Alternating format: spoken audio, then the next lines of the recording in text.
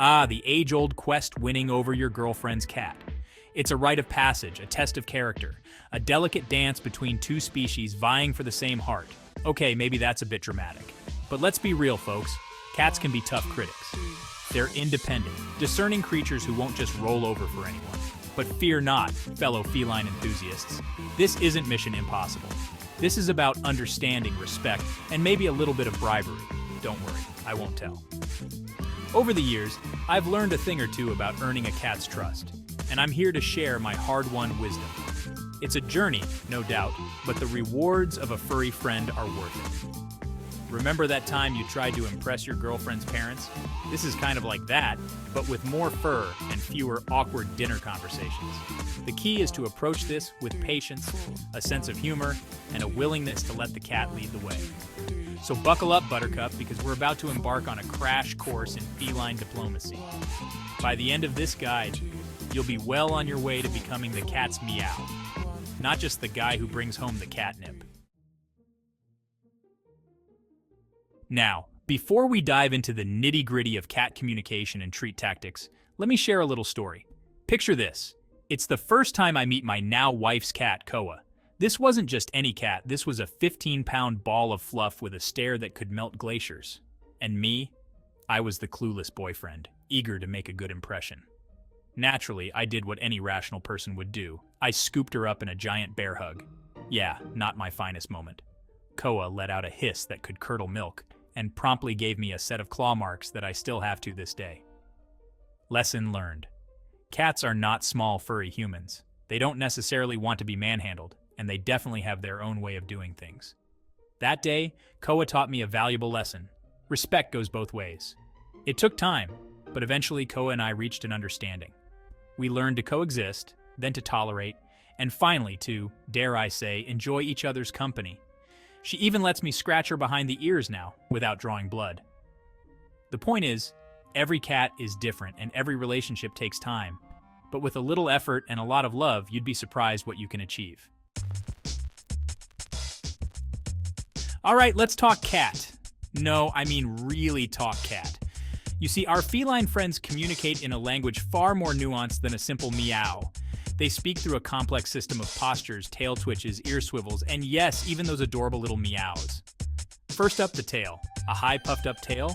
That's a confident, happy kitty. A tail tucked between the legs? Fear or anxiety? And that whipping back and forth? Watch out, someone's feeling a little spicy. Then there are the ears. Forward and perky, your cat is feeling playful or interested, flattened against the head. Time to back off, amigo. They're feeling threatened. And don't even get me started on the eyes. Slow blinks? That's kitty for I love you. But a hard stare? That's a challenge, buddy. Now here's a universal truth. Cats are all about boundaries. They like their space, their routines, and they're humans to understand their subtle cues. So rule number one in winning over your girlfriend's cat: respect their turf. Don't just barge into their favorite napping spot or try to force affection. Let them come to you. Approach slowly with an outstretched hand, palm down. Let them sniff you. Get used to your scent. Create a safe haven. Cats love cozy spots. A soft bed, a sunny window perch, a cardboard box. Seriously, they love those. Make sure their food and water bowls are always full and in a quiet location. Remember, building trust takes time. Don't expect to be best buddies overnight.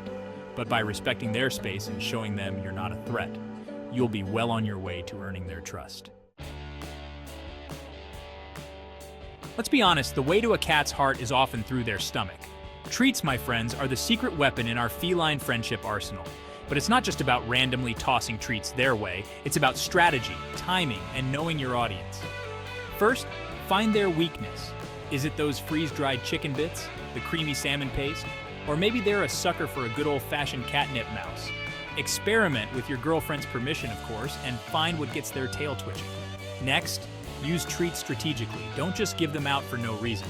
Offer a treat after they come near you or while you're playing a game. Associate yourself with positive experiences. And remember, moderation is key. Too many treats can lead to an overweight kitty, and nobody wants that. From couch potato to playmate, igniting the feline fun. Here's the thing about cats. They're natural-born hunters, even if their prey these days consists of dust bunnies and stray feathers. Tapping into their primal instincts through play is crucial for bonding and keeping them mentally stimulated. Forget those fancy, expensive toys. Sometimes the simplest things work best. A crumpled up piece of paper, a laser pointer, use with caution, or a feather wand can provide hours of entertainment. The key is to make it unpredictable.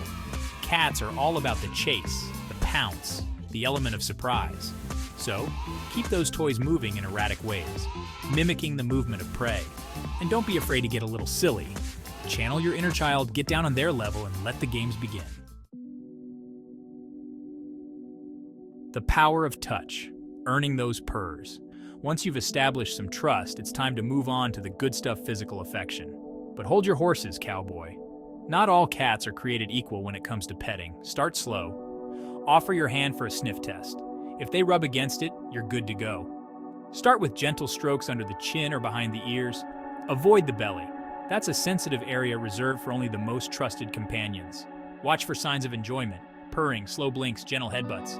If they start to twitch, flatten their ears, or move away, give them space. Not every cat is a cuddle bug, and that's okay.